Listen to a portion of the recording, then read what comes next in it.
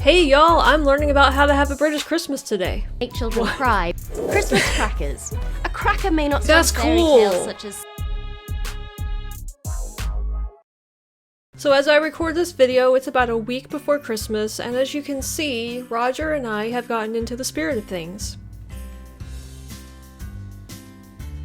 So as a lead up to Christmas, I thought it would be super fun to explore the different Christmas traditions of other countries. And since we've been on a British kick lately, I figured I'd start with Britain. Now in my last video, when I learned about the difference between the UK, Great Britain, and England, I did learn that when I say British, I am talking about Scotland, Wales, and England. See, some of that crazy video did actually make it in here somehow. And of course, all of your comments helped as well. So thank you to all of my British friends who taught me more about your island, and also the other island of Ireland, which isn't actually a country. It's an island called Ireland of two different countries, of Northern Ireland and the Republic of Ireland. See, I'm learning. I really am learning. At least I hope all of that was right. If it wasn't, I'm really sorry. I'm trying, guys. I really am trying to learn this stuff. So anyways, since we've been on this British kick, I wanted to start with a British Christmas. Now the real question I have going into this is, I'm sure there is such a thing as a British Christmas where all three of your countries kind of celebrate with similar traditions or the same traditions, but at the same time, you guys are all separate countries. You have your own cultures, of which I would like to learn more about, by the way. I mean, I might be wrong, but I would imagine that Scotland has its own traditions that England and Wales don't observe, and vice versa, and I'm sure Ireland has its own sorry. Actually, I have to ask you here, is it okay to call it Ireland? When you guys over in Britain say Ireland, or if you live on Ireland, is it okay to just refer to it as Ireland? Because I think I'm talking about the Republic of Ireland when I say that. So if I am referring to Northern Ireland, do I just say Northern Ireland? But anyway, on the island of Ireland, you guys would have to have your own Christmas traditions as well, I'm guessing, that are different from the Great Britain Christmases. Just the British Christmases. Sorry. That last video really messed me up in the head. I hope you understand what I'm trying to say here, because I'm not sure I do anymore. Just let me know down in the comments if there are very distinctive differences in celebrating Christmas in all of the different countries in the British Isles. There, why didn't I just say it like that the first time? But first up is Britain, and I'm looking forward to seeing just how different it is from an American Christmas. So I just searched for a video and found one by Anglophenia, so hopefully it's a decent video. Burning letters to Father Christmas, setting off explosives at the dinner table. These may seem crazy to you, but they're perfectly normal behaviour at a British Christmas, or as we sometimes call it, Crimbo. Here are 10 Christmas traditions that never made it to America. Letters to Father Never heard that term Christmas. before. In America, kids write letters to Santa and put them in the mailbox, but in England, we toss them straight in the fire. We're not trying to make children cry. Burning the letters sends them directly to the North Pole, where Santa can read your Christmas wishes in the smoke. Yes, it may seem a little weird, but it does save on postage. Hanging stockings. American children traditionally hang stockings around the fireplace for Santa to fill with presents, but in the UK we hang stockings around the bed. Being surrounded by presents is a great way to wake up on Christmas morning, and a great way to let Father Christmas, a total stranger who's been watching you all year, get really close to your sleeping body.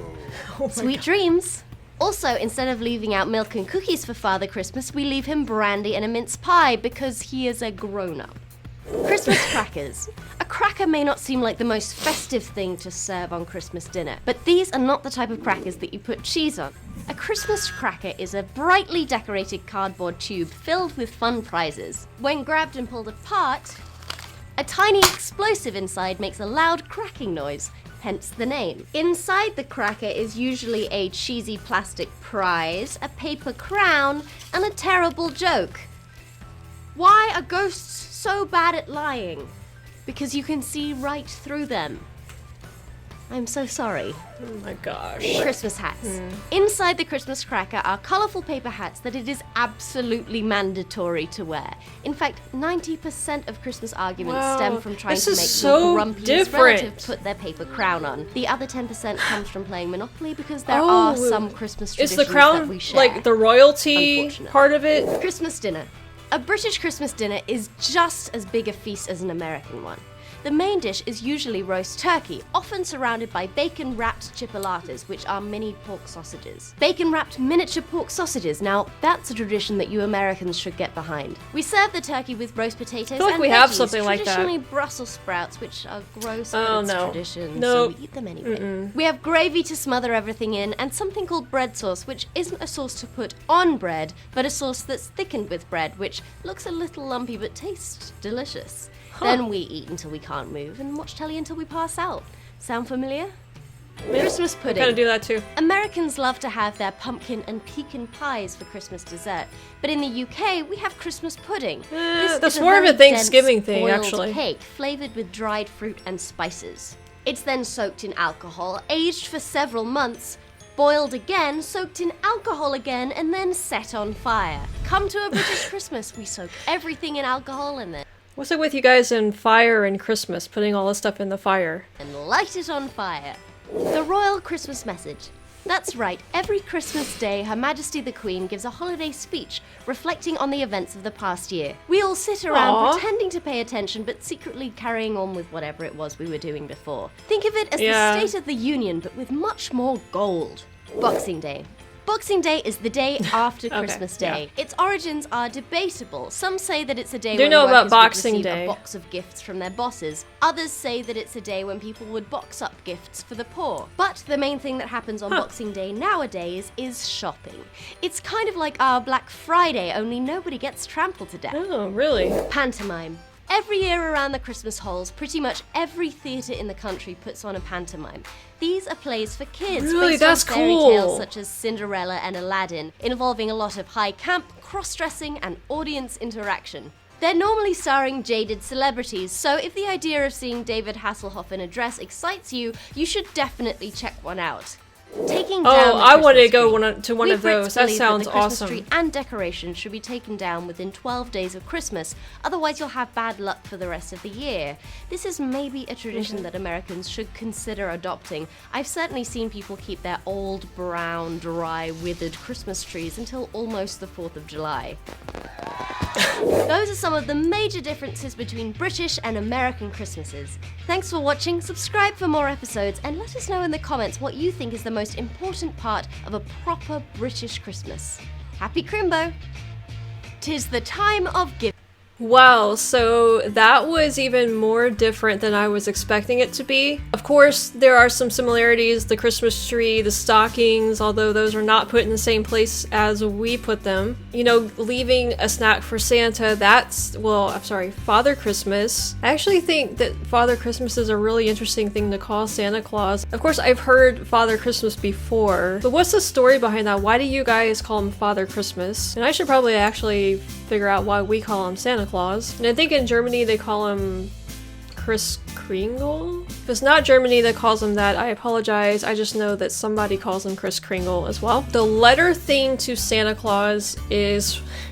I don't really think I understood how that was supposed to work. Of course, I think she said in the video that they don't know either, it's just what you do. But somebody please explain to me the process of putting the letters in the fire, how that's supposed to reach Santa Claus. I mean, not that us putting them in the mailbox is all that more effective, but you know. The hanging stockings is really interesting too, because I don't know about you guys, but over here in America, stockings are generally more of an afterthought. Yes, we get a lot of candies and goodies and stocking stuffers, which are usually kind of like smaller presents. You guys probably put all that stuff in your stockings as well. Actually, I don't know. What do you guys put in your stockings over in Britain? I'd be interested to know if it's different than what we do here. But I know that when I was growing up, I often even forgot about the stockings because I was so focused on the presents under the tree. But maybe if they were hanging on my bed, I would have been like way more excited about them. So I don't know, maybe you've got something there, Brits. Although the creepiness factor of Santa like sneaking in and putting stuff in your stocking, I don't know about that. I probably would have had nightmares and refused to go to sleep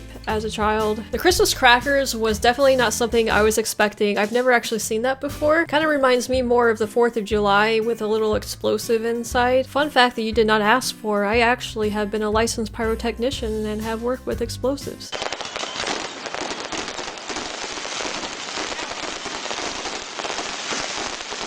But having that paper crown inside was kind of cool, and I'm assuming that that's kind of referring back to the monarchy, the Queen, and the King of England. I'm sorry if that's not right, but that's the only reason I can think of as to why you would have a crown in there. I say that the Christmas dinner looked fairly similar to what we have over here. We do have turkey and ham usually for Christmas, and we do wrap hot dogs in bacon, so maybe that's kind of similar to what she was talking about, but that's not really a traditional Christmas thing here. The Christmas pudding definitely isn't something that we do here. The closest thing I can think that we have to it is fruitcake, but I don't know, is the Christmas pudding over there kind of like the fruitcake over here where everybody kind of makes it but never really eats it? Also, the bread sauce sounded interesting.